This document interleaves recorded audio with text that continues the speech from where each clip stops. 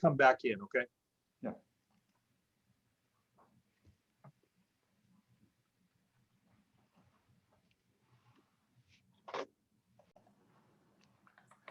Good afternoon. Welcome to the 2021 Oppenheimer Media Ethics Symposium. My name is Kenton Bird, and I'm a faculty member in our School of Journalism and Mass Media. Since 2011, this symposium has invited nationally known journalists and ethics experts to inform our faculty, students, and the public about the challenges facing our profession of journalism. After today's keynote presentation by NPR's David Folkenflik, I hope you will stick around for a question and answer session with our speaker. I'll explain how that will work a little later in the program. It's now my pleasure to introduce the Executive Vice President and Provost of the University of Idaho, Tori Lawrence. Thanks, Kenton.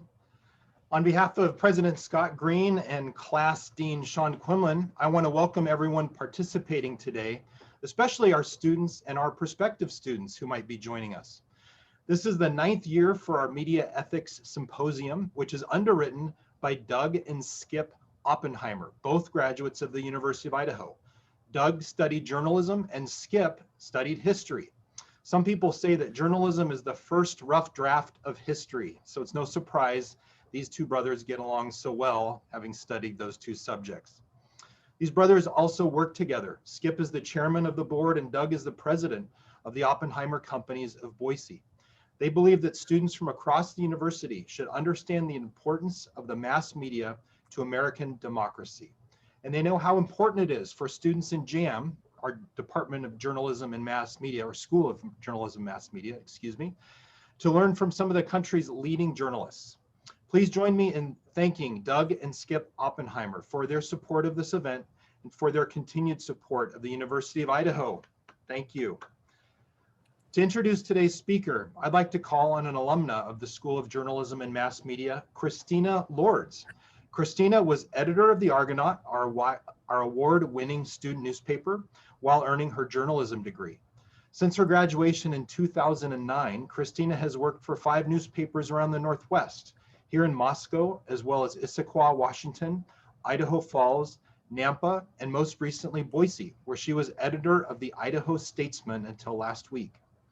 The University of Idaho Alumni Association honored Christina last year in its inaugural class of the Brave and Bold Awards, which recognize alumni 35 and younger for their outstanding career achievements. Christina, congratulations on that honor. We're proud of you and your accomplishments, and we are delighted you can be with us today. Christina. Thank you so much, Tori. I appreciate it. Okay, thousands of journalists are tasked with covering Congress and national politics in Washington, D.C. And for a time, David Folkenflik was one of them. His editor thought he would be good, even very good, especially in that competitive and cutthroat world. But the editor had a question for him. What if you could be really great at shining a light on a different, less conventional topic? Would you consider it? And this is how David Folkenflik fell into his current beat, covering the industry he himself is actively working in, the media. He didn't always have a clear path. He covered issues large and small, national and local. He covered the rise of the internet. He covered how local TV stations reported on national issues.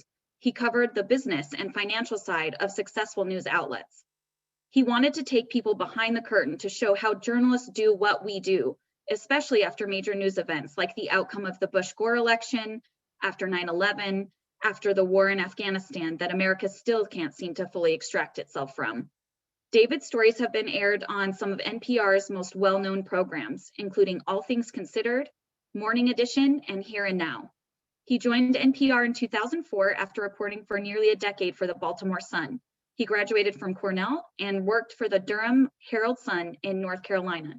He's received numerous national awards over his career, including the Ethics in Journalism Award from the Society of Professional Journalists. He's gained insights along the way that have helped prepare him for June of 2015, when Donald Trump asserted officially for the first time that he was seeking America's highest office. American politics and how journalists respond to and craft their coverage would never be the same. Seemingly everything Trump said or did was picked up by networks and newspapers across the country.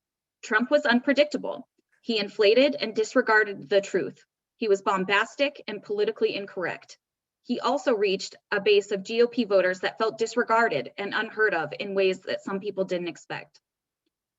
Networks carried Trump's comments live and in real time. As a result, David says the press did a disservice to Republican voters during the 2016 primaries.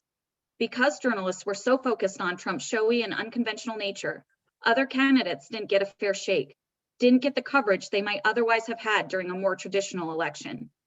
And as Trump's presidency unfolded, media outlets across the world struggled to determine how to combat Trump's untruths in real time. Should they have cut away from the President of the United States when he made inaccurate statements far earlier than they did? How would that affect their ability to compete in one of the most competitive industries in the world? Here to talk more about how Trump's legacy has forever reshaped how journalists do their jobs and what that might mean for the industry as it looks to cover the new administration of President Joe Biden is NPR's media correspondent, David Folkenflik. Well, good evening, Idaho. I'm delighted to be joining you today. I hope all can see and hear me. Now that you've chosen to see and hear me, I'm delighted that we can be connected, and apologize for the brief delay. I'm so appreciative of that warm and wonderful introduction from a fine journalist like Christina, who has not only done great work there and distinguished herself in the Northwest, but has gained a national profile in doing so. And it's a reminder of the importance of local news. I also want to thank the university and Tori and the Oppenheimer brothers for their belief in history, which was my major in college, for their belief in the importance of journalism, which I've dedicated myself to below these almost 3 decades now professionally, and for supporting an annual event like this, a convening, if you will, virtual though it may be. I had hoped to visit your campus not quite a year ago, and in conversation, it became apparently and very rapidly clear to me that that wasn't the smartest thing to do. But I particularly want to give thanks to Kenton Bird, one of your leading lights there, and somebody with whom I've built up a warm rapport and a friendship over these many months, for his kind invitation, for thinking of me to join. Before I talk a little bit about what I've observed and covered, I want to give a shout out to 2 Idahoans who I think are also just splendid journalists and splendid people. One of them a native, and one of them who worked there for many years. Dean Miller was the editor in Idaho Falls, the newspaper there. And how did I know him? Because he and I were up for the same journalism award one year, more than a dozen years ago. We sat at the same table, we got to know each other, we laughed over drinks, and I predicted he would win the award. He predicted I would win the award, and I was right. He won, and he deserved it for his leadership on coverage of the abuse of children, the Boy Scouts up there, a complicated, controversial issue, and one that needed to see the light of day, and for which Dean deserved great admiration. He and I remain friends to this day. And of course, my dear friend and most wonderful colleague, Rachel Martin, who has just been such a light for our network and such a beacon of what empathetic, compassionate, and smart, tough journalism can look like. You can do no better than Rachel, and you folks should be proud of her as we are every day. I heard Tori mention the aphorism, journalism is the first draft of history, and as a history major, I like that. I also always, when I hear that, have echoes of William Faulkner in my head. The past is never dead, it's not even past. So when you think about journalism sort of being superseded by history, remember that history informs journalism every day. And sometimes journalism casts new light on history, and sometimes history requires journalists to scramble and redo what they thought they knew and what they thought was fixed. I also want to give a line from a gentleman named Eddie Perez that was said today. He said to me in a conversation about a story, the truth is built on facts and there are consequences for lies. And I want to come back to Eddie Perez in the context in which he said that, but I think it's worth hearing. We know that in our personal lives. We know that in our professional lives. Well, it's also true in the public realm. Important for us to remember. We have just emerged from an extraordinary moment. And when I say moment, I mean it in quotes, because it really spans the past 5 years. And that is the era of Donald Trump. Many people have said, look, those who oppose Trump or critique Trump or are just exhausted by Trump might say, this is the media's fault, that we are exhausted by him or that we have been subsumed by him in some way. And they say he is the media's creation. I think that's wrong. I think Donald Trump is a self-creation. I'm not a native New Yorker. I'm actually a Westerner. I'm from Southern California. But if you knew anything about New York media over the years, the reason he became a creature of the New York media was that he desperately wanted to be a creature of New York media. He was, his father had been based in Queens, what's called an outer borough on the east side of the East River of New York City. He wanted to make the splash into Manhattan. How did he do that? Well, among the things he did was he would make splashy announcements, call in reporters and announce that he had great supporting of the state of New York, or perhaps federal money, or perhaps outside money, and he'd make a splash that way. But he also used to play the tabloids in New York. He used to plant information about himself, sometimes true, sometimes not, and gossip with all of the leading columnists in the New York tabloids and some of the more respectable papers as well, as a way of ensuring his name was out there. Even when he was getting nailed in the tabloids for infidelity, sometimes he was the one who was fueling the gossip and the rumors. He felt that any coverage of him was a positive coverage. And as we now know, he sometimes called and pretended to be his own spokesman as a way of ensuring that he would keep talking about how wonderful a man that Donald Trump was. So Donald Trump really made sure that he would show up in the New York tabloids, which made sure that he would appear in newspapers that were read by every national news executive for every major network and every major publication, the Wall Street Journal, New York Times, Washington Post, Los Angeles Times. All of these guys would read, mostly guys back then, would read the tabloids. And so he became absorbed as part of the national consciousness. And then, of course, he used as a vehicle the creation of himself as a brand, the art of the deal, the bestsellers, the interviews with Oprah, the reality show. Donald Trump knew the rhythms of how people responded to things, their need for cliffhangers, their need for dramatic tensions, their need for villains as well as heroes, because he had essentially worked to script this on what are called reality shows, but as we all know are kind of confections with narratives, with plot lines, with characters, not simply a context that people have no stake in shaping, but in ways in which he would help to pick who would prevail and who would not. So Trump then used that as the basis to become somehow credible as a national figure. And this wasn't the only time that happened. He certainly, as he was a casino owner and an entrepreneur, would be interviewed from time to time. But with The Apprentice on NBC, he became a regular, in fact, often weekly guest to appear on the Today Show, to appear in front of millions of Americans, to talk about the show, but also to opine on current events. And this gave him a platform to do things. And as he went from being kind of more centrist to being more of a conservative populist, Fox News embraced him as well. So you have him on NBC talking about issues in the public realm, talking in times about issues that he's almost inventing. I mean, the real vehicle that he rode to public prominence in politics for many years was the Obama birther claim, which was ultimately an Obama birther lie. There was no basis for it. It might have been held as a sincere suspicion by some people, but it was disproven. It was disputed and disproven and then forcibly disputed, but something that Trump claimed for years and was given the platform to do so. And this earned him fans. And so he was speculating about possibly running for office in 2012, as he had thought about doing back in 2000. But by 2012, he had gone from being a fairly familiar name to being somebody with almost full saturation, a figure of national renown. And by really, in a sense, introducing himself as a figure in opposition to Obama that would throw a kind of red meat to a certain core conservative voter in a way that Mitt Romney never quite succeeded in doing, Trump emerged as a credible figure, and the media helped to fuel that. Well, how did it help to fuel that in the campaign? Well, it helped to fuel it in part because there was something fundamental about Donald Trump that was different than almost any other candidate. Most of the press corps covering candidates over the years, they go from speech to speech, coffee klatch to coffee klatch, diner to diner, and the candidate relies on the same 3, 5, 7 things he or she is going to say.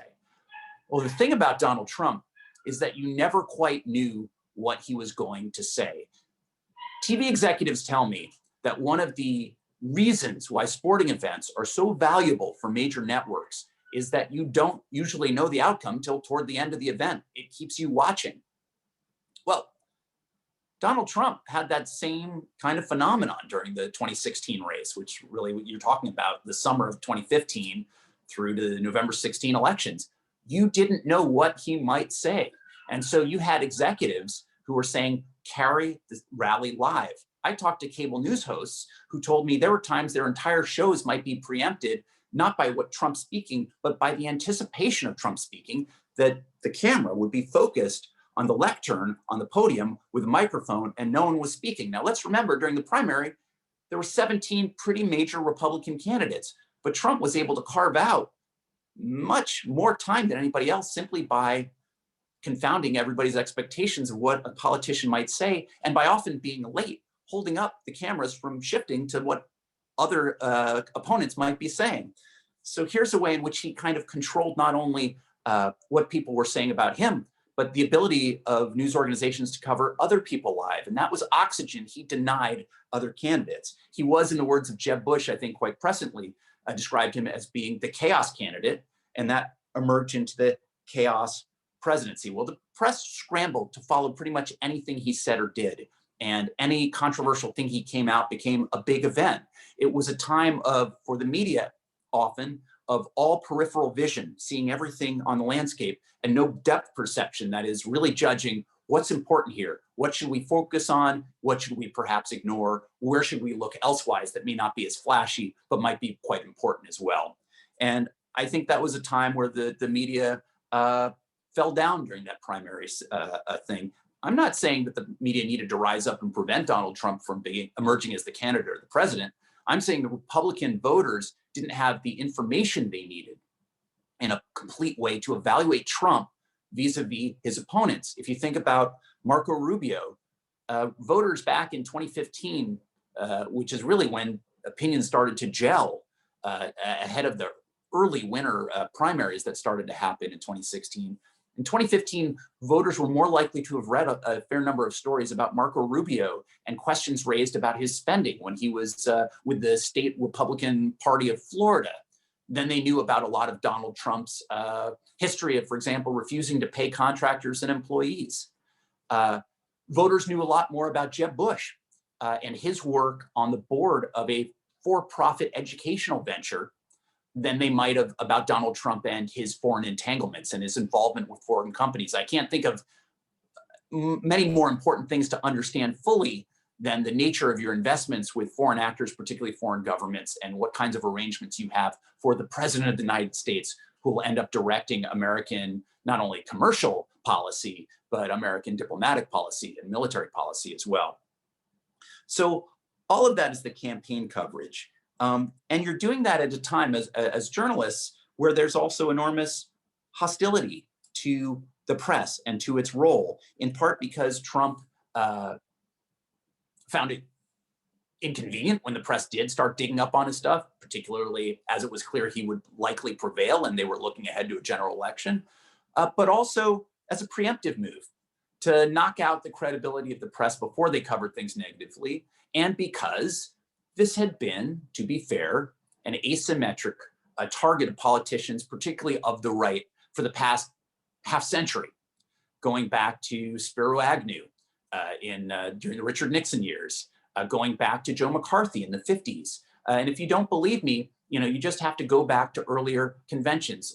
George H.W. Bush, as gracious a president probably as has graced the Oval Office in the past century, famously wrote thank you notes to journalists after meeting with them or after pieces they had written he had liked, would go jogging with some of them, would genuinely enjoyed the back and forth. But when he was running for re-election in '92 and things looked a little rocky, he said, put out bumper stickers that said, annoy the media, vote for Bush.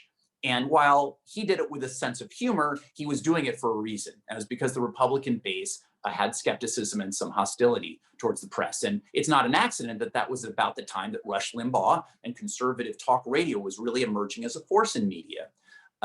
Take it to 2008, John McCain, famously a friend of journalists, somebody who had the Straight Talk Express during his 2000 race on a bus line. You would just have one reporter after another for hours-long sessions, making his advisors roll their eyes as they just winced, waiting for one unfortunate thing to come out after another out of his mouth. But it showed that he was sincere in what he was saying. In 2008, on the floor of the convention in St. Paul, Minnesota, you heard delegates denouncing NBC News for a news report they had done, I believe, on Sarah Palin, his running mate. The media was a target. By 2016, the media, it was almost as though Trump had made the media his main opponent in the primaries. If you think of the first debate in 2015 in August, Fox News held it. You had Brett Baer, you had Chris Wallace, and you had then Fox star Megyn Kelly.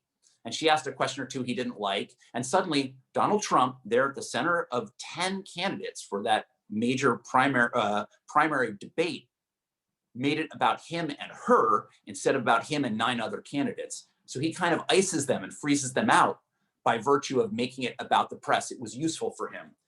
Well, the press at times had to fight back, and it had to figure out what to do.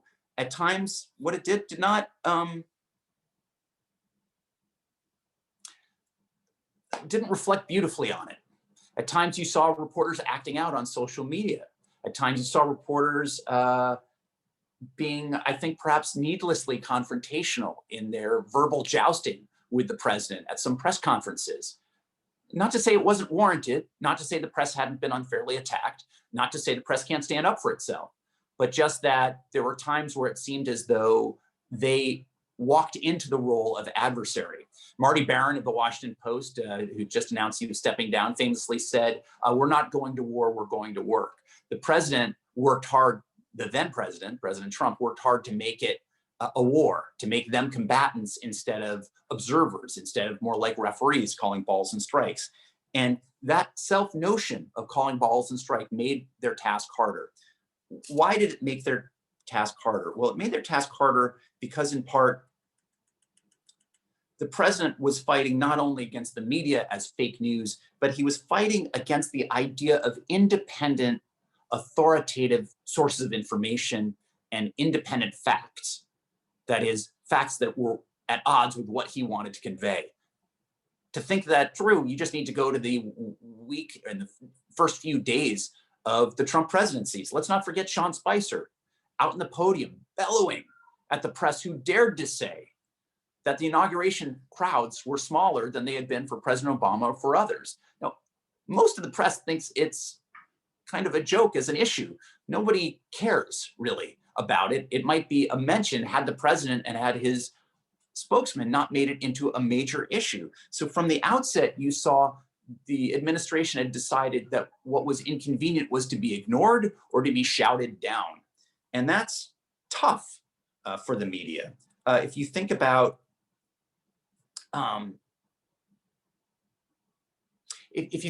over time, what that does to you as reporters, it means you're not trying to synthesize facts to make sense of what's really happening. You're not trying to find out more information and contradict or confirm or check what's happening. You're fighting over the very nature of facts themselves. That is a bewildering and mind-spinning experience. If you think a year later to the separation policy, that is the huge debate that grew when it became apparent that immigration officials, ICE officials, were separating migrants coming to this country, to our southern border, without legal status and seeking to apply for legal status once they arrived. There was a policy to separate them from their children. And the head of DHS was trotted out at the Oval Office to take questions from reporters who were becoming increasingly incredulous about the inhumaneness of this policy and the administration's refusal to acknowledge that it was a policy. How do we know that this was a policy? Well, among other things, it was being documented by local, regional, and national reporters on the border. There was evidence being presented by advocates at the border who were speaking with migrant families and acquiring their testimonials to the fact. And we knew it because the administration essentially signaled it wanted to do this. How had it done that? Well, John Kelly, who had been the previous Secretary of Homeland Security and who was at that time the chief of staff to the president, had spoken with Jake Tapper of CNN and with my colleague, John Burnett of NPR. And in separate interviews over separate times, he had said, you know, we're going to have to look at the policy of separating migrants from their children when they arrive. My colleague John Burnett said that would be a pretty powerful deterrent.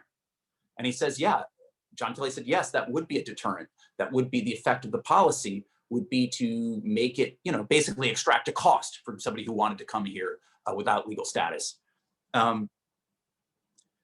Kirsten Nielsen told reporters it wasn't true and that she was offended by the idea that they would say it was a policy.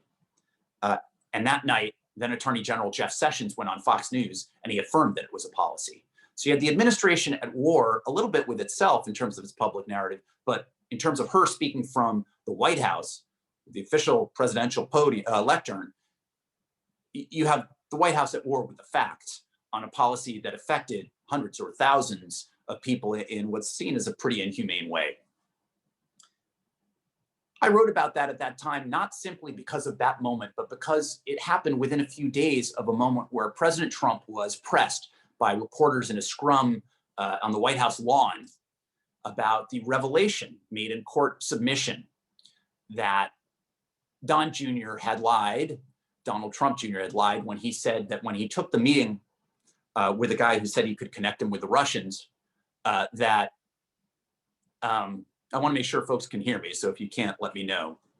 But that when he took the meeting with the Russians, Don Jr., that he had thought it was only about adoption policy and nothing to do with the elections and whether he could be helped.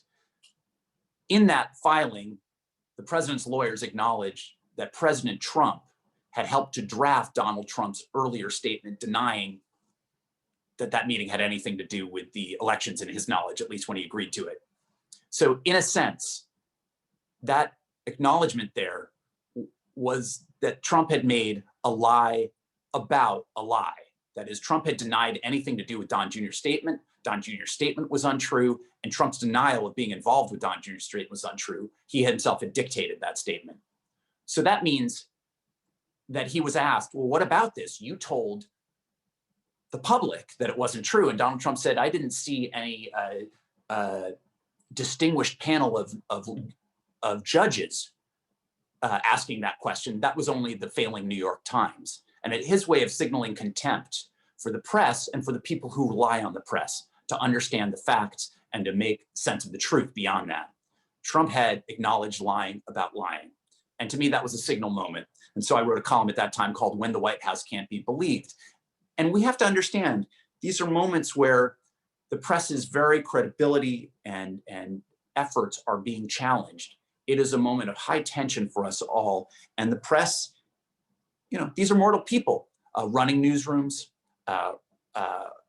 doing the reporting and doing their best, even as they're being publicly called out, even as they're being trashed on social media, sometimes being vilified, sometimes in racist or horrific sexist ways. And this should be reminded too. I think it's mind-bending to be lied to so many times. The media ultimately, I think as a result, reported things because it believed things to be true that were beyond what the facts showed and supported. And so the media made mistakes, and that helped to further undermine its standing with people who might want to believe the media or might rely on the media, some even as it has some doubts. There were some key stories that fell away. One was, for example, a report by CNN about what James Comey said behind closed doors about Trump. And he had indicated that he would have been willing to talk about something, but hadn't actually been asked that, which had echoes of what happened during Watergate, one of the few times that Woodward and Bernstein got a story wrong. A top Nixon campaign official told them what he would say to the grand jury ahead of time, but it turned out the grand jury didn't ask a key question and prosecutors didn't ask a key question, so he didn't tell them that. So the guy's lawyer comes out afterwards and said this story from the Washington Post is a lie because they didn't follow up and nail down precisely what he had said, just what he would have been willing to say. And something very analogous happened with former FBI Director James Comey.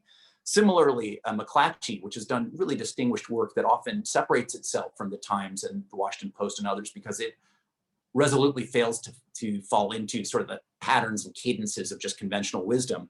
It reported that Michael Cohen, then the president's lawyer and fixer, had traveled to Prague in order to meet with figures that might have been able to help him with a figure linked to the Russian government. And that's a story that Cohen denounced. Cohen to this day still says is false, even after he turned on Trump and testified against him in Congress and elsewhere, and produced a passport to show that he had never had a passport punch for Prague, for the Czech Republic, or for travel to that part of Europe at that time. McClatchy has never taken that story back. It says it's done reporting and stands by it, but no other story, news organization has matched it. And there's an old saying that you want to scoop, but you don't want to scoop forever. You want other people ultimately, like a scientific experiment, to validate your findings and to substantiate it so that it gives what you have heft and credibility. And that one fell away. And then, of course, there's the infamous Steele dossier, which was a combination of things that were shown to be true and allegations, assertions that were believed to be true, and rumors that they didn't even know were true. And the publishing of that, because it had been taken seriously by senior intelligence officials in the U.S. government, and the circulation of that on cable news and in other major news organizations, even those that did not publish. In fact, most didn't publish the dossier. Most just published discussions of it. There was a lot of pushback to that, and indeed, some of the assertions in the Steele dossier have been disproven, and a number of them have not been able to be substantiated. And that was not a grand moment for the press. And yet, let's be clear, the Trump administration at no time, as a matter of policy, dealt with in good faith with the press to make their job more possible and clearer, even if there were individual moments where that happened.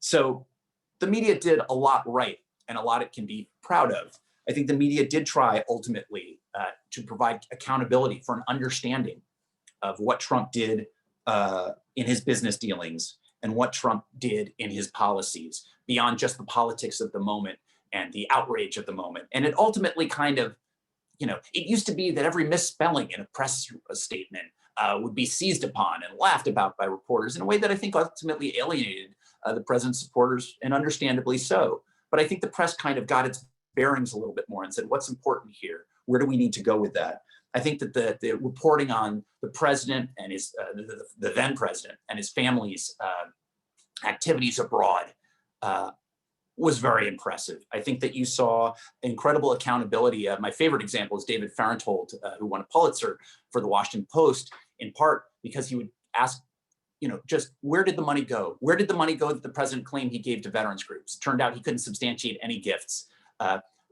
Where did the portrait go that was acquired at an auction, painted of President Trump? Well, it turned out it was hanging at one of his golf clubs, I believe down in Florida. And so that money, which is supposed to be for charity, ended up benefiting the president and in a self-aggrandizing way. I think that was about $10,000 spent for a club that was supposedly spent on charity.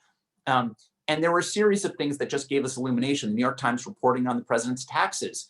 He bitterly contested that, but the Times was relying on documents provided to them by somebody who clearly had criticisms of the president to provide the transparency that he would not, because the president had essentially shoved aside 40 years of precedent in providing his own tax records for the near and, in fact, moderate past, as almost every candidate had done, major candidate had done since subsequent to the Nixon years, as a result of the scandals that happened at that time in that era. And the press has done other things as well. If you think about public services in the press, you can think about the Black Lives Matter protests, where there may have been emphasis wrong here or there, but they covered under enormously crazy circumstances of a pandemic, a social movement that broke out online and in person that had unexpected repercussions throughout society and brought to the fore long dormant grievances and long dormant unresolved injustices. The past isn't dead, the past isn't even past, was never more true than perhaps when we were thinking about those issues. However you want to see them addressed, they are real, they are heartfelt, and they were happening in front of them in protests in which at times police officers would go after reporters with the full knowledge that they were journalists. I spoke to them from news organizations large and small in places all over the country, journalists who were tear gassed, journalists who were hit with canisters, journalists who were beaten, journalists who had rubber bullets shot. One of them took one to the neck. It's believed that that was a ricochet, not necessarily intended, but he was shot in bright daylight in Long Beach, California, with press credentials around him while interviewing somebody with a notebook. This is, and it was a real physical injury too. Journalists are not the first responders that we need to honor for their courage and bravery, but they should be recognized too. They're at the front lines of our understanding of our own communities and our own country. And the pandemic itself. If you think about times where there are hurricanes or floods or tornadoes, journalists are not only reporting on the news, they can be enormous places where bulletin boards, in effect, where people can ask questions and get back answers, where people can connect with other people. Social media has done a great job of doing that. You can tag yourself on Facebook if you're safe or if you're asking for help. But the media itself serves as an enormous conduit of just essentially unfiltered information. What does it do? It mediates it, it filters it, it sifts it, it shapes it, it provides something back that's comprehensible and does it in remarkably short time. And you've seen journalists from big fat news organizations and journalists from really small ones band together in times of such crises. This crisis, the pandemic, one that has affected all, they say rain falls on the rich and the poor alike. Well, the pandemic does that too, even if the rich can try to get around it. And I think news organizations have spent extraordinary resources, extraordinary amount of man and woman power, extraordinary heart, often at risk to themselves, of getting the disease. And many journalists have, in the course of their work, done so, to give the public information they need to be safe, to be sound, and often do it in the face of incredible controversy. People want to hear that, certain magical elixirs will take care of this, that if you inject bleach in a certain way, it will work. And most of the media, large and small, did its best to ensure that we understood that isn't what's supported by science. One of the things I want to point out is that, a little bit like science, the journalistic process isn't perfect and it evolves. And if somebody reports something on March 15th, it may look different on June 15th and different again on January 15th, because we have new information that comes to light or new studies of that information that comes to light. Similarly, science can change, which doesn't mean the authorities are always right. I think there seems to be, from my perspective, and I'm not a public health correspondent per se, but it seems to me that there's a cost paid. Even when somebody as respected as Anthony Fauci was involved in saying, essentially, let's not all rush to get the N95 masks because they really aren't that useful. And what they were really doing was trying to stockpile it for people at hospitals who would need it. Well, I understand why they did it, but there is a cost to doing that, because then it turns out some people think that masks won't help you because that's what they heard initially. I think journalists, by and large, have done the best they can. I think we've also seen the ideological press, particularly on the right and to the right of the right, the more conservative and Trump-fixated figures on Fox News, and particularly Newsmax and OAN and Gateway Pundit and other similar sites, were pumping alternative realities in a way that harmed the public's understanding of what they needed to know. And I think that the press played that element of the press played a very deleterious, a very damaging effect of our understanding of the world. So there are all those things. The national press weirdly prospered under attack. Ratings got sky high for CNN. I mean, Fox had tremendous ratings under Trump, but CNN and MSNBC did really well too. MSNBC is a kind of umbrella voice of opposition for liberals and never Trumper centrists and conservatives. And CNN trying to play this role as journalistic antagonists to Trump. And you could argue it's liberal, but what they really were virulently, I think in prime time, skeptical and hostile to Trump in a way that fed their ratings. And they prospered with it. The New York Times just announced this morning that it has, I believe, over 7.5 million digital subscribers, an inconceivable number. some years ago. And this means that it's getting more money from these digital subscribers than it is from advertising or from its traditional print subscribers, who number more like 880,000. And that means, interestingly, there's an interesting pressure on the Times. It's not insulated by its advertising base being broad and variegated. It means that if its subscribers are leaning in a certain direction, it has to deal with it. The New York Times right now is having to deal with both external pressure and internal pressure over the fact that its most distinguished COVID reporter, Don McNeil, was said a couple of years ago on a trip with parents and high school students to Peru as part of the Times Travels program. That's another revenue generating wing of the newspaper, that he used the N-word and that he made racially insensitive remarks about indigenous peoples of Peru. The Times claims that he was admonished, but that he didn't use it to be hurtful. He used it in a discussion of what hurtful conversations about race can involve. A lot of people found it unsatisfactory. Right now, 150 or more people at the Times signed a petition to force the Times to address this more sternly, to make the reporter apologize, to do it publicly to the parents and to the newsroom. But this is the kind of pressure that builds up now within newsrooms, but also from the subscriber base, because they have more ability to pressure those who run the newspaper. They are paying for the lion's share of what the newspaper does. Even as national press outlets prospered, the Washington Post built up millions of subscribers as well. Local ones have suffered, and they've just seen a continual erosion of their financial base. Most of them have been scooped up by a very small number of, including McClatchy locally, a very small number of major investment funds, which aren't tied to the communities in which those newspapers operate, and also don't have, to my mind, any apparent investment in the concept of the public service element of what journalism is, other than a business. So these are pressures too.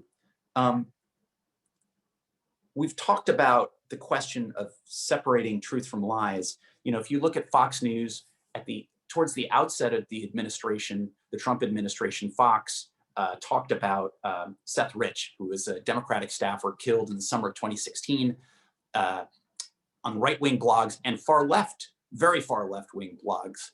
There was a lot of talk that somehow he might have been the person who leaked thousands of emails to WikiLeaks that have been blamed on the Russians. I want to be clear, overwhelmingly, the intelligence community says this was directly a result of figures either inside Russian intelligence or acting on their behalf, and there is no doubt about this. Fox News published a story in May 2017 that then had to retract, but never apologized for, saying it had talked to sources with evidence that Seth Rich indeed leaked those emails. Fox has never really explained why it did this. It has never apologized, but it did pay a reported $30 million to Seth Rich's parents as a result of those claims. Today, Fox News has been sued for $2.7 billion by Smartmatic, which is a software company that does, among other things, voting system software. Along with Fox, three of its top stars have been sued: Lou Dobbs, Maria Bartiromo, and Jeanine Pirro, as well as the president's two legal advisors, Sidney Powell and Rudy Giuliani, who appeared frequently on Fox for a while. And why were they sued? They were sued for in pursuing what was a contentious claim that proved to be a big lie, that Joe Biden's win was fraudulent, and that involved mass widespread fraud throughout major states, including Arizona, Georgia, Pennsylvania, Michigan, Wisconsin, and that Smartmatic was part of this, along with Dominion, a major voting machine company. Smartmatic said this has cost them probably contracts worth $500 million through the end of 2025, and another nearly $200 million in other kinds of business. They said they've received death threats as a result of this. But Fox News hosts, even after Smartmatic made very clear that there could be no truth to this, and provided material to try to document that, they allowed hosts to entertain these claims, to further these claims, to amplify them, even if they didn't say they were true, although sometimes they did.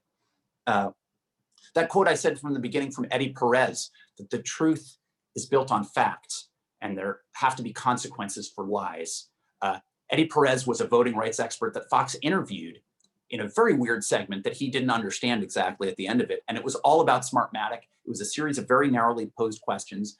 They slapped it up on each of those 3 host shows in late December. Why did they do that? They did that to say now, well, we had a fact check about these facts and said that Smartmatic wasn't involved in this fraud. To give you a sense of how absurd the claims are about Smartmatic, Smartmatic had exactly 1 contract to help with voting in this country in Los Angeles County. So the idea that Smartmatic could have been one of the major engines of voting fraud throughout the 50 states or even throughout the half dozen or a dozen states involved, 1 county in a state that was going to go for Joe Biden anyway.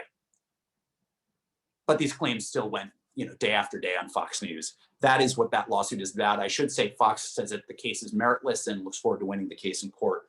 The question, I think, fundamental, it's different than what I would have said maybe 5, 10 years ago, different what I would have said under George Bush or Barack Obama, although related. The question is about differentiating truth and lies. In some ways, as we come to the close, you don't want to rely too much on people with fancy titles to tell you what to think. But I do want to offer what I think is a useful rumination about facts and truth, and then talk briefly about what we can do in my time left. And the rumination on separating information good and bad is from a doctor named Dr. Seuss. It is the Sneetches, and it's one of my favorite stories because it's right in my wheelhouse. I hope it's in yours as well, and I hope you'll indulge me. There is a point to this, I promise, even though, yes, this is something I've said at bedtime to my kids. It starts out, the Sneetches, now the star-belly Sneetches had bellies with stars. The plain belly Sneetches had none upon theirs. Those stars weren't so big, they were really so small, you might think such a thing wouldn't matter at all. But because they had stars, all the star-belly Sneetches would brag we're the best kind of Sneetch on the beaches. With their snoots in the air, they would sniff and they'd snort. We'll have nothing to do with the plain belly sort. And whenever they met some, when they were out walking, they'd hike right on past them without even talking. When the star-belly children went out to play ball, could a plain belly get in the game? Not at all. You could only play if your bellies had stars, and the plain belly children had none upon theirs.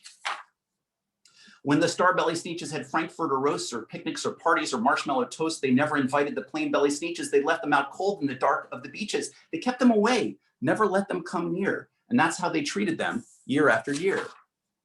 Then one day, it seems, while the plain belly Sneetches were moping and doping alone on the beaches, just sitting there wishing their bellies had stars, a stranger zipped up in the strangest of cars. My friends, he announced in a voice clear and keen, my name is Sylvester McMonkey McBean, and I've heard of your troubles. I've heard you're unhappy, but I can fix that. I'm the fix-it-up chappie. I've come here to help you. I have what you need, and my prices are low, and I work at great speed, and my work is 100% guaranteed. Stay with me here. Then quickly, Sylvester McMonkey McBean put together a very peculiar machine, and he said, you want stars like a star-belly Sneetch? My friends, you can have them for $3 each. Just pay me your money and hop right aboard. So they clambered inside. Then the big machine roared, and it clonked, and it bonked, and it jerked, and it burked, and it bopped them about. But the thing really worked. When the plain belly Sneetches popped out, they had stars. They actually did. They had stars upon theirs. Then they yelled at the ones who had stars at the start. We're exactly like you. You can't tell us apart, and we're all just the same now, you snooty old smarties. And now you can go to your Frankfurter parties. Good grief, groaned the ones who had stars at the first. We're still the best Sneetches, and they are the worst. But now how in the world will we know, they all frowned, if which kind is what or the other way around? Then up came McBean with a very sly wink. And he said, things are not quite as bad as you think. So you don't know who's who, that's perfectly true. But come with me, friends. Do you know what I'll do? I'll make you again the best Sneetches on beaches. And all it will cost you is $10 eaches. Belly stars are no longer in style, said McBean. What you need is a trip through my star off machine. This wondrous contraption will take off your stars so you won't look like Sneetches who have them on theirs. And that handy machine, working very precisely, removed all the stars from their tummies quite nicely. Then with snoots in the air, they paraded about, and they opened their beaks and they let out a shout. We know who is who. Now there isn't a doubt. The best kind of Sneetches are Sneetches without. Then, of course, those with stars got all frightfully mad. To be wearing a star now was frightfully bad. Then, of course, old Sylvester McMonkey McBean invited them onto his star-off machine. Then, of course, from then on, as you can probably guess, things really got into a horrible mess. You're probably ahead of me at this point.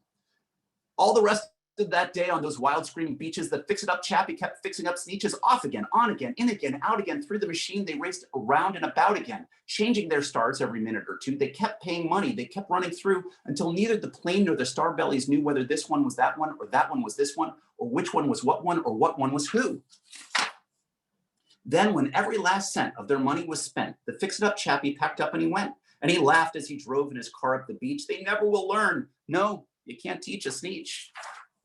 But McBean was quite wrong, I'm happy to say, that the sneetches got really quite smart on that day. The day they decided that sneetches are sneetches and no kind of sneetch is the best on the beaches, that day all the sneetches forgot about stars and whether they had one or not upon theirs. Now, that story is great. It's great in part because it talks to you about not just racial tolerance, I think, but the idea that differences are not fixed and that differences often are illusory and divisive and unnecessary, even as in real life, in our terms, they're important to honor and understand and to recognize. But to me, McBean's machine is one which takes the raw material of information and churns it up with the raw material of misinformation and makes it impossible to distinguish fact and fiction. And truth is built, as we know, upon facts. So what does that say to me about how we go forward? How do we build trust? How do we move forward? I think what we try to emphasize, from my perception, more depth perception over peripheral vision. We try to emphasize transparency. What do we know? How do we know it? What don't we know? What are we looking for the answers to? Dan Frumkin, a liberal press critic who used to write for the Washington Post, and Dick Toffel, who was the CEO of ProPublica, the investigative outfit, both in different ways wrote something similar in recent weeks about the importance, perhaps, of elevating the role and the definitional nature of journalism as about policy coverage over politics. That is, not everything is about who's up, who's down, although I'm really interested in that and I want to read about that. It can be, from a non-ideological point, what works, what serves people, what fails them, whether Democrat or Republican, liberal or conservative, right, left, whatever the labels are. What actually are the needs of the people you're writing for and about, and how are they being served? And how well do they understand those things? Maybe the important thing is also to make sure that they can be understood. I think that transparency is done through the media reporting on itself, but from a standpoint of accountability rather than antagonism and combat, which often, particularly but not exclusively on the right, it's a form of combat, it's a form of commercial competition, but also a form of diverting attention from what the issues of the day are. And I like to think in some ways that NPR offers a kind of model. There are other news outlets that do great work, and there are other outlets better at some elements of what journalism involves. But one of the great things about NPR and about public radio more generally is that people hear themselves in their own voices and their own accents and in their own humanity. People are allowed to speak at greater length. And you empathize with somebody you can hear, and you understand somebody perhaps who's listened to, not only on the end of your smartphone or your radio or your streaming device, but who's listened to by the reporters and the hosts as well, who are themselves actively involved in the act of listening as well as reporting. And I think the fact that we have stations all over the country where people do their own original reporting and have their own shows that draw upon people for interviews, but also draw upon them for talk shows where they can call in when they're prompted, have back and forths like the one we're about to have now. I think and the fact that we have reporters around the country. We have 18 bureaus in places like Idaho, excuse me, the place I wish, but places like Mississippi and Ohio and Colorado and other places that a lot of news organizations don't, including those like Fox News. You know, we are popular in red states as well as blue states because we bring people coverage of communities that they recognize as ringing true for them. and also because a lot of major news organizations don't pay attention. And we are fortunate to draw upon the resources of our local stations to do that. This is not a pledge drive, but it is to say, I think more news organizations, national ones, that see themselves as above being rooted in local communities, miss out on that connectedness and the respect that you get from that. I think that the media needs to hold Joe Biden accountable. I think they need to hold him accountable for his promises. I think they need to hold him accountable for his policies. I think they need to hold him accountable for his actions and his rhetoric and for those around him. And they need to figure out how not to go chasing after him as though everything is a mega scandal simply because that was the pitch that they were on around Trump, because there was so much that happened. And they also need not to downplay it, that the idea that Trump has somehow devalued what a scandal is so nothing matters anymore. I think it does matter. We have to prove our worth towards those who are hostile to the press, and we have to prove our worth towards those that profess to be sympathetic towards the press's mission. We can best live up to our mission by living up to our mission. As Eddie Perez said, that voting software expert, in talking to me earlier today, the truth is based on facts, and there have to be consequences for lies. So with that, I appreciate so much this opportunity to talk to you. I'm actually more excited about the fact that we will talk with one another, I'm hopeful. And I'm going to turn it over to Kenton Bird so that he can help facilitate this back and forth. Thank you very much, David, for an engaging, informative, and somewhat provocative talk. And I would like to invite the audience to begin putting your questions into the Q&A function in the Zoom webinar. And if you are a University of Idaho student, if you could identify yourself at the end of your question, and we'll give preference to those questions before we go to questions from our alumni and from community members. But I'd like to give the honor for the first question to our alumna who introduced David earlier, and that's Christina Lord. So Christina.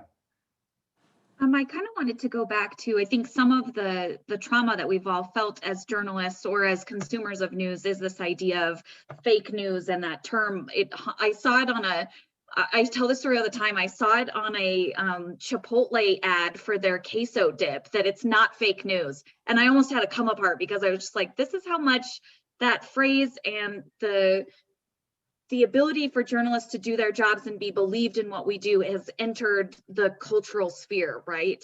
And so how do consumers of news figure out what is the truth? How do they find sources that they feel can be trusted?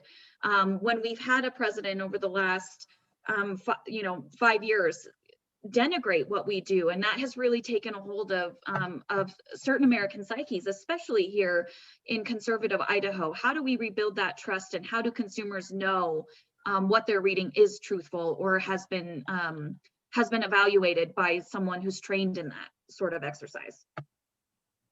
So I think this is an incredibly important question that's not going to be immediately resolved. I do think that more is being asked now of news consumers than probably ever before.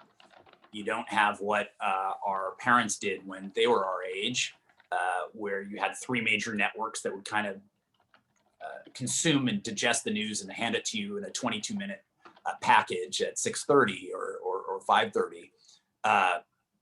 You have, just a cacophony, just an orchestra playing not in tune with one another of different, melodies, different harmonies, sometimes playing off completely different pieces of music, and it can be bewildering. I think that it's important not to rely on any single source, including NPR, much as I love it. I think that it's worth exposing yourself to commentary from different points of view or different kinds of publications. I don't think that it's true that all point of view publications or outlets are without value, but I do think that you have to say to yourself, are these guys being honest? And are they both being honest in terms of what they're reporting and being intellectually honest about admitting things that cut against their side's claims or their side's heroes or heroines?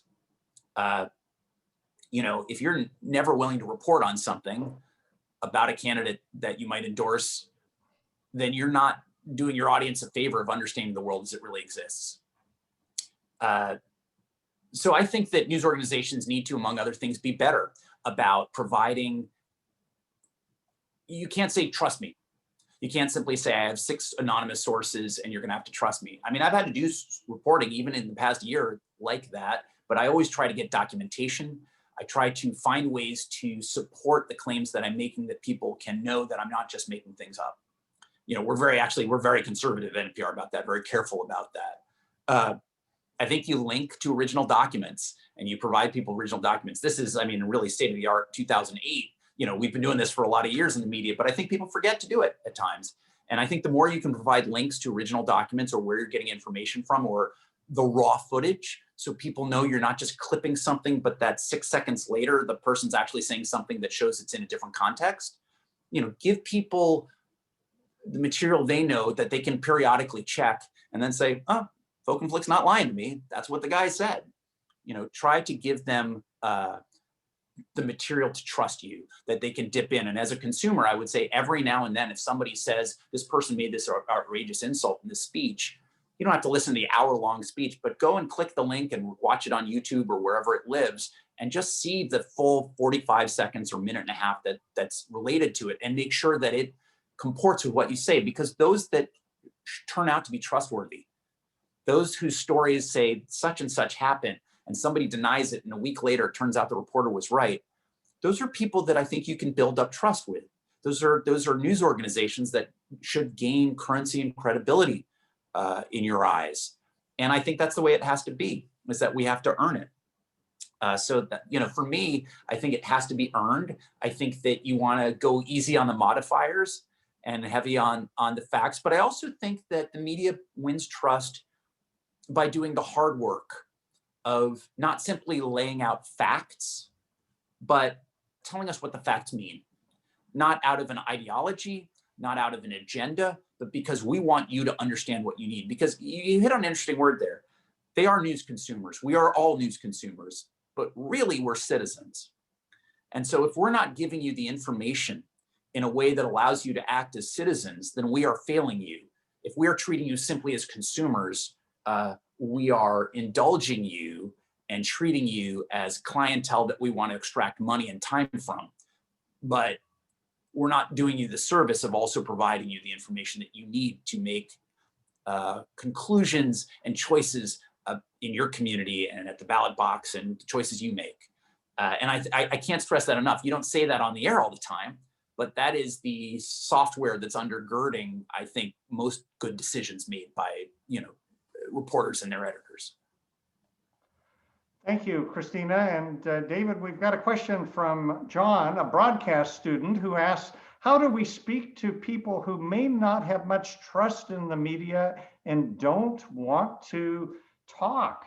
Is there a way to help convince them of the legitimacy of your efforts as a reporter to convince them that they should participate in an interview? Well, look, they're weirdly and counterintuitively, there's no harder interview to get than a journalist. Media people are notoriously want to control their image and control what they say, and they want to do all the things they don't want other people to do to them. But I would say not to talk to people, but to talk with people. I would say to be present. I would say to listen, to hear the intention of what they're saying, as well as the literal words that they're saying, to make sure you understand. You know, it takes time. Like, I would spend time with people. I would also, there are people I've wanted to have for interviews, and I have talked on and off with them,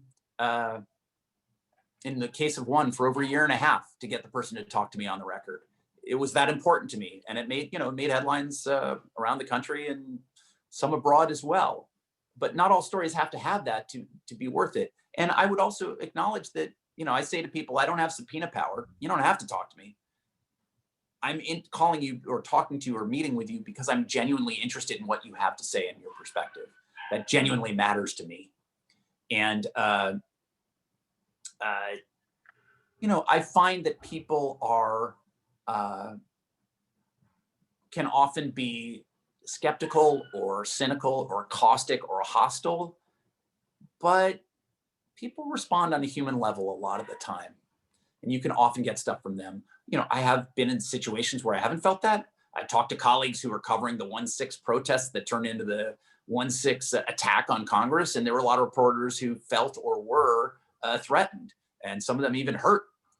So it's not like in every circumstance it works out well, but I do think approaching things not in a way like you owe me this conversation, but I think this would, I'm just trying to learn here and you can help me. And that is actually sincerely, truthfully what you're doing, is trying to get their understanding, and that is helping you. And I would pursue it along those lines.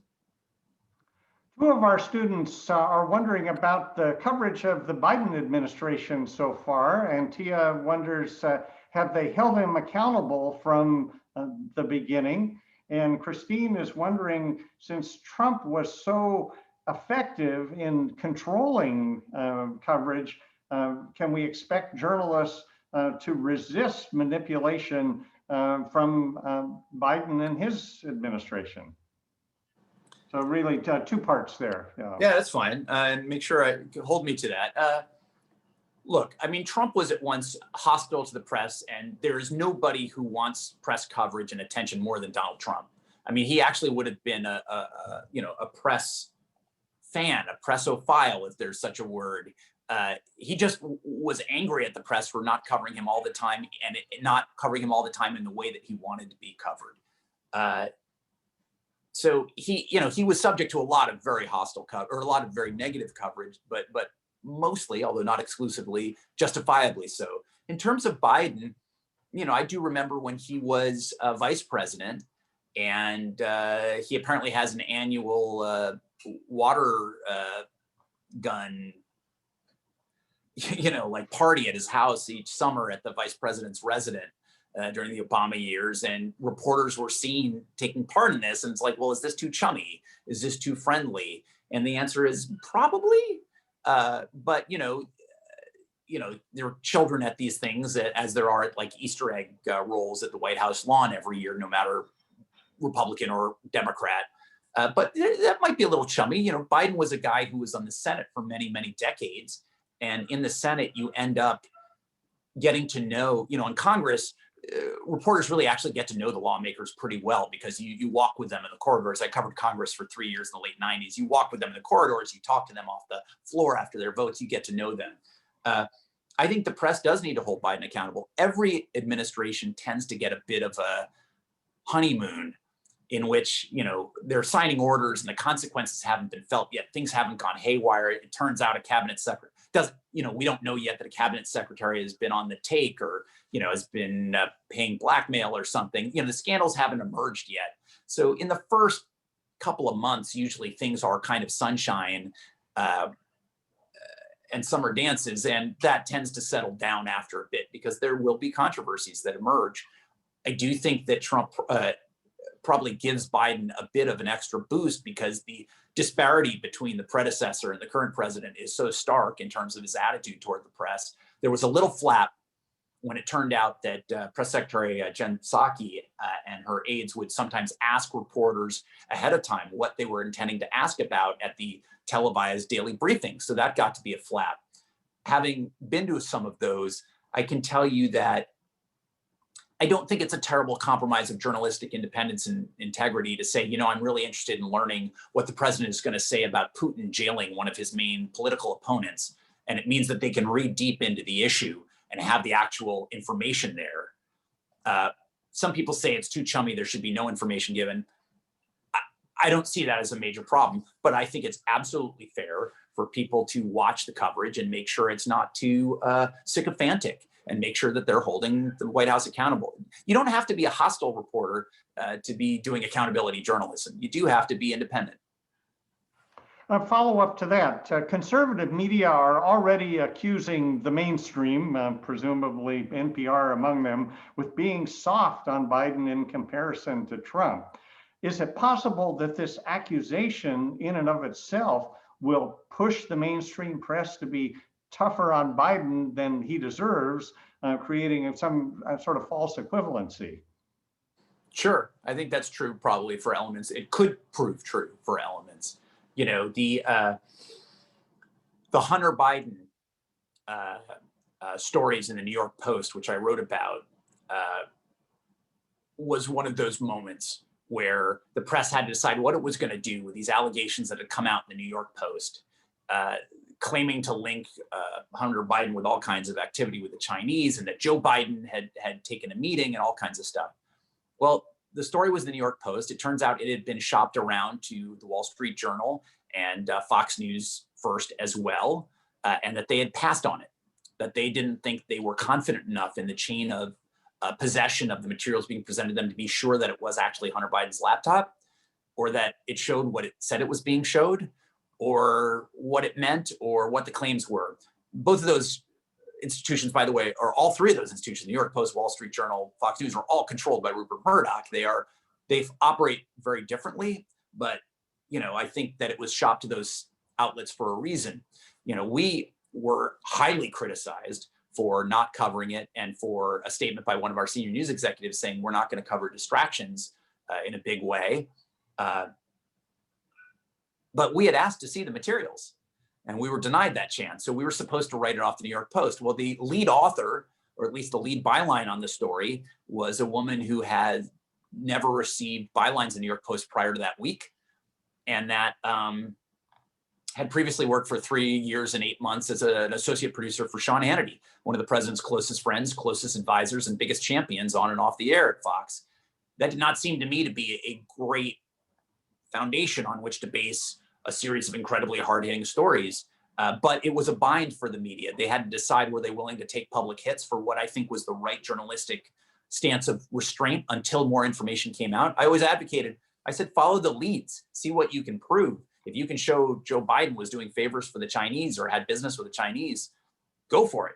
But simply stuff based on what the New York Post, which was a tabloid owned by one of the president's strongest backers, didn't seem to be a way to go. I think there are going to be moments like that where the press has to decide whether it's being too tough or being too easy. As the Biden administration progresses, it's going to be on its own merits much more. Coming a little closer to home, we have a couple of questions about local journalism. Christine asks, is there a path forward for local news? And Ivor asks, what is the solution for news deserts, such as those in Idaho and many other rural states, where NPR is usually the only exception because almost all other local sources have staff cuts and smaller newsrooms and fewer resources, such as we've seen in Boise. I've got to say, I've seen a lot of great efforts and initiatives with promise. There's Report for America. Google is sponsoring hundreds of millions of dollars for local news. You're seeing ProPublica collaborate with a lot of local news organizations to do stories that have local purchase and local relevance. I haven't seen a solution. I have not seen a silver bullet that is the formula for all communities. And what's more, you haven't seen a ton of answers that have worked to sustain it. I believe McClatchy was involved with an effort funded by Google to create a couple of local news sites, including one that would serve the area outside, what is it called? Youngstown, Ohio, where the Vindicator shut down last year. And they are basically segueing away from that. They're downsizing that venture, even as they're trying to make it sustainable. But it was, several people. It was not something the same size as what was before. It couldn't possibly replace the Vindicator, which itself was diminished in size, but was supported by a local family, probably beyond financial reason. You see places like Denver, where the corporate owners, which is a hedge fund, Alton Global Capital of Digital First, has whittled down the Denver Post from several hundred to probably 60 some reporters, at least last I checked, hoping it's still that much. A number of folks from that newspaper and some other smaller news ventures created the Colorado Sun, which started with about a dozen people and I think is doing quality journalism. It's supplementing what is a much more constricted and less ambitious major news outlet in the Denver Post. But with the growth of Colorado Public Radio in Denver, with the addition of the Colorado Sun, you have both additional resources, but also different sensibilities, so that you don't have people replicate, in any decent sized city, you have 3 news station or TV stations doing basically the same local coverage. With different sensibilities, they can complement or slightly contradict one another, rather than always going for the same story and telling it in 85% the same way. I think that's important. You've seen in some major parts of the country, huge figures with huge wealth come in and say they want to be true civic players. Patrick Soon-Shiong in Los Angeles, John Henry in Boston. You see it in Minneapolis. You see it in some other places, and those places have done very well and managed to endure, I think, a lot better than most. But that, you have newsrooms in places like Chicago, the Tribune, my old newspaper, the Baltimore Sun, and other places begging for people to come in and make that happen. The funny thing is, and I say this with it's a bitter humor, these hedge funds that control so many hundreds of newspapers around the country have been so successful in cutting back the staffs past the muscle to the bone that they're now profitable ventures, and that they are amortizing their costs over so many properties that it's not worth it to them to sell, even at slight premium, to local philanthropies or local civic-minded investors, because it devalues their ability to amortize their cost across more properties. So that's a problem too. I see value in collaboration. I see value in focused journalism, that is, sites perhaps or news organizations that are focused on specific issues of public interest. But not all of them are ones that can get the kinds of digital subscriptions that big national papers can get, or can command the kind of revenues that cable channels can get. And I think I think we haven't seen the solution. Some people have said it would be time for government to step in. If universities themselves weren't so scrapped, I would say they need to be involved. They have so much intellectual capital, and they need to unlock it and share it with the public, I think, in a more concentrated and authoritative way than they've done so far. But that costs money. I think there's a site called The Conversation, which actually does a very nice job. I know its founder, Andrew Jaspin, although I don't think he's running it anymore. And it was just a very nice job of using professional journalists to help edit stories by academics who sort of are public facing about issues of great public interest, whether it be something like the pandemic or the elections or race or what have you. And I think that brings value. But I think universities, I'm a faculty brat myself, UCal Irvine, and I think universities need to do a much better job of unlocking that. But this is all patchwork. None of this is a silver bullet. We have a couple of questions about bias and credibility in the media, and then we'll wrap up with a lot of questions from students asking for career advice. So first, from Michael in Moscow, he's wondering, what kinds of discussions do you have within NPR regarding reporters' biases and separating them out, especially when reporting on controversial and difficult stories? I don't think we tend to talk about individual reporters' biases. There was this idea that journalists are objective, and that means they have no thoughts whatsoever. And anybody who believes that has not been in a newsroom or not thought these things through. Reporters are people who are fascinated by politics and policy and the world around them. They tend to be curious folks. So the idea they come at the world with no thoughts whatsoever isn't true. The idea of objectivity isn't really about, do I have no thoughts? It's, am I fair-minded? Am I going to pursue a story where the facts lead me, no matter how much they contradict my preconceptions or not? You don't start out in a story thinking, oh, there's a story here, and I don't know if something is good or bad. Now, you can, but most of the time you have a take, you have some thought about it in your mind, like this is an interesting person, or this guy seems to have done something a little questionable. The key thing is just, where do the facts lead you? And to be very open to that. So we do have discussions about, is this fair? Have we overlooked questions that should be asked? Have we overlooked voices that need to be invited into this conversation?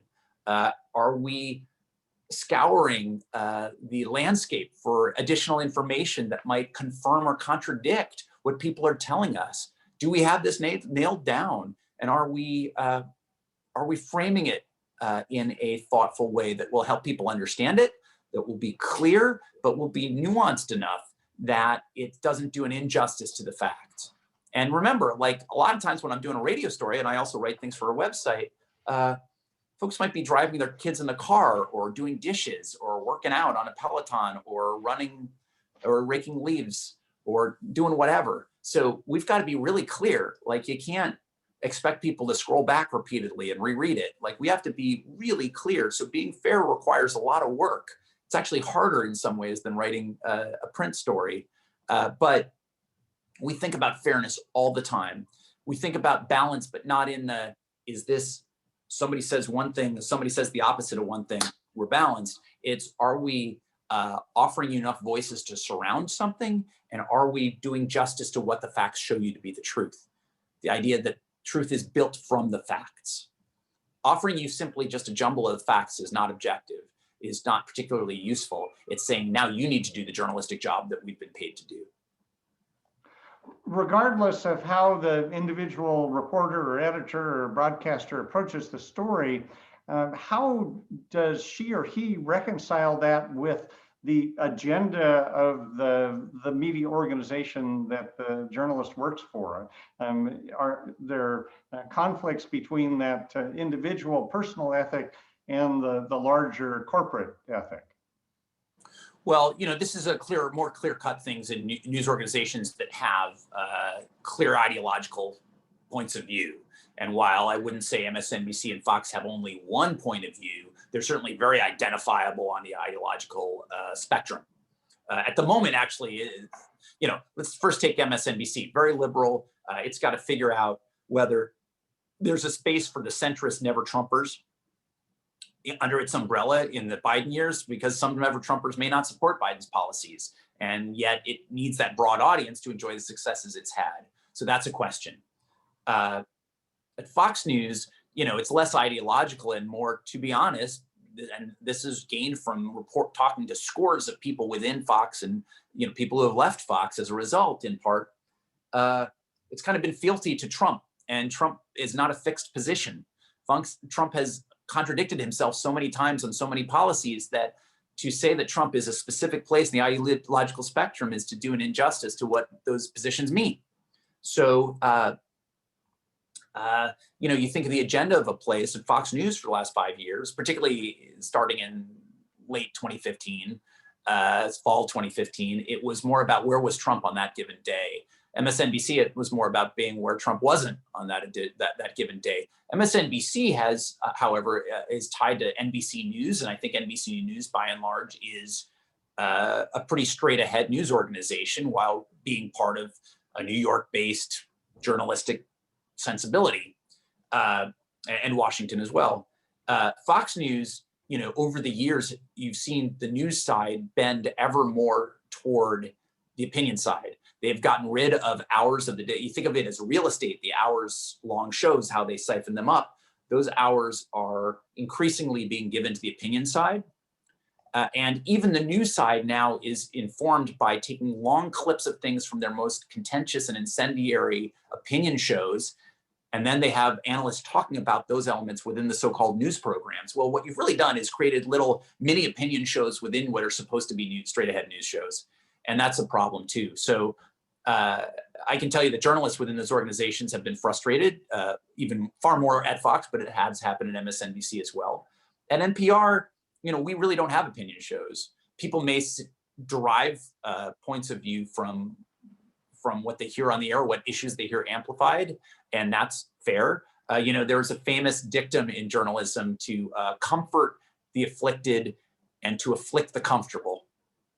And Britt Hume, back when he was the Fox News's main political anchor, said to me, that isn't objective. That's a point of view. That's a view of, let's get downward financial flow of tax dollars from, redistributive policy, basically.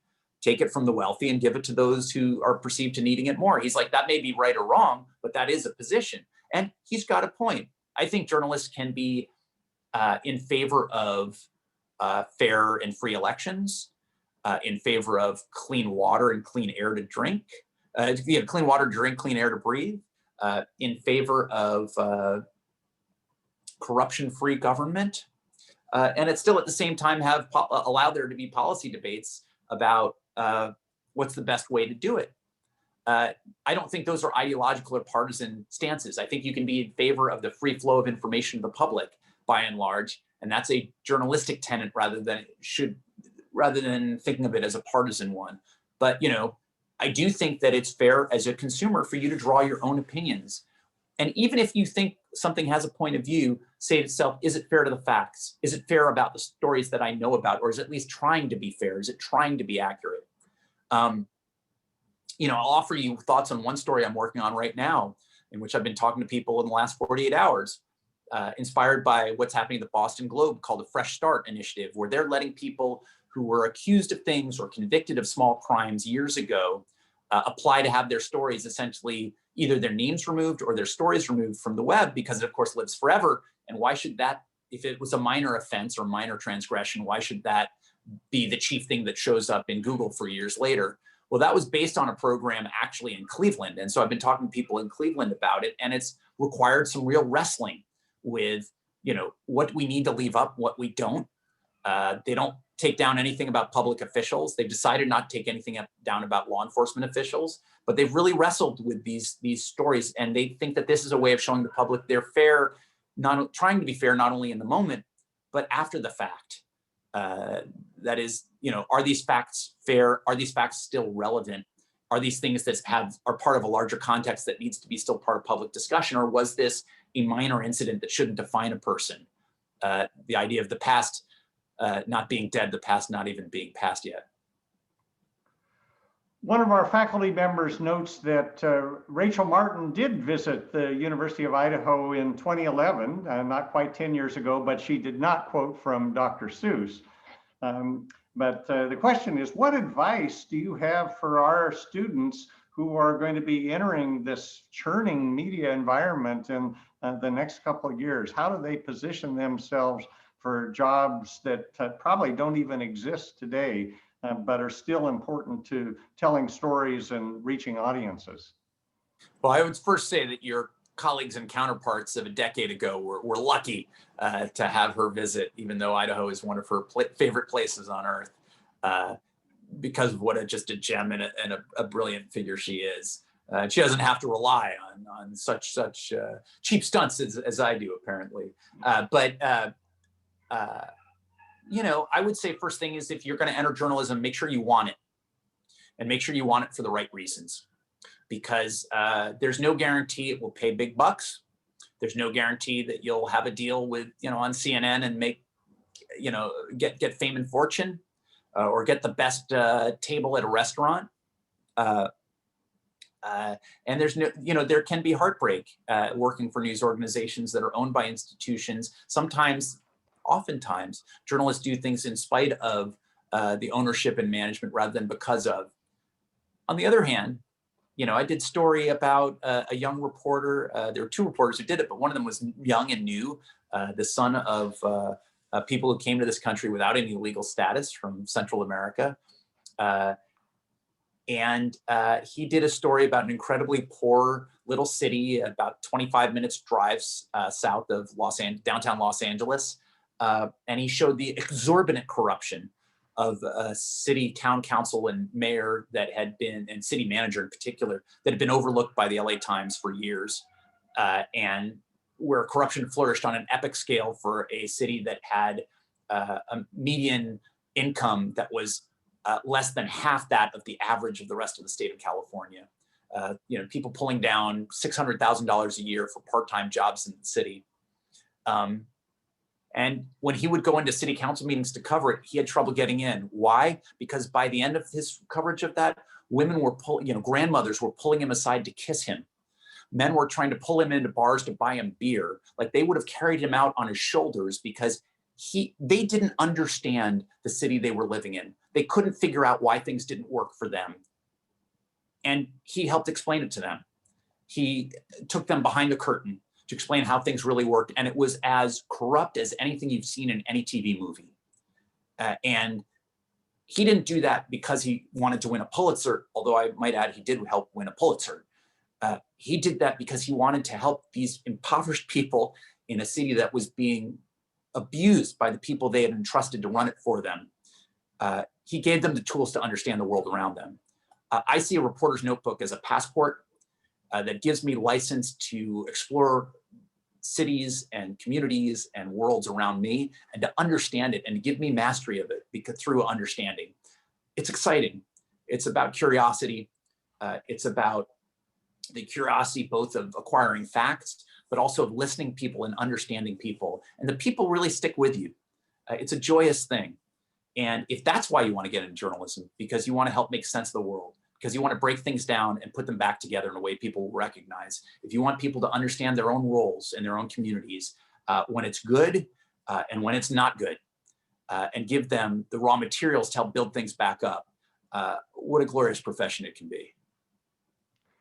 What a positive note to end on, and it's been a terrific hour and a half. Thank you, David, for sharing your insights and expertise. Thanks to our audience. Gosh, I had another dozen questions that we just didn't get to, and I apologize that we weren't able to address them live, but I hope that you'll continue this conversation in your classes and with your friends and neighbors. Hope our students have this conversation with their parents about the role of journalism in their hometowns. And we're especially grateful to the College of Letters, Arts, and Social Sciences, the School of Journalism and Mass Media, President Green and Provost Lawrence for their support. And finally to the Oppenheimer brothers, Doug and Skip, for their generous support of 9 years of provocative programs devoted to raising professional standards and the quality of journalism done not just here in Moscow, but around Idaho and around the Northwest. So a great start to our conversations that we'll be having in our classrooms tomorrow and next week. And we hope you all come back next year when we observe the 10th Oppenheimer Ethics Symposium. But with that, thank you, be well, be safe, and I will officially close the 2021 keynote lecture.